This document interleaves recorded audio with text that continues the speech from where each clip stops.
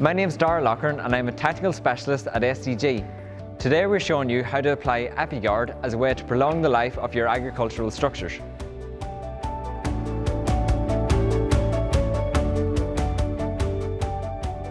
Epigard is an epoxy-based surface protection system designed for the protection of new and existing concrete tanks, silos and retaining walls.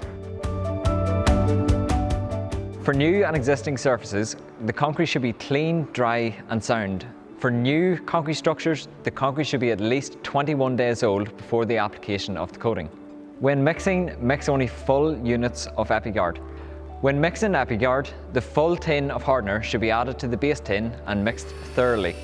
Be careful not to add air into the mix while mixing. New wash may be added at a rate of 10%, that is 500 ml per 5 kg unit. Epigard must be applied in 2 coats. For the initial coat, we recommend marking out an area of 25 square meters.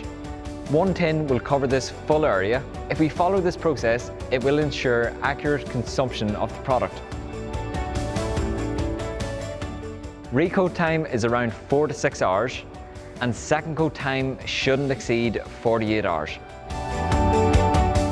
Once applied, Epigard should be allowed to cure for between 5 to 7 days before allowing any sort of traffic on the membrane.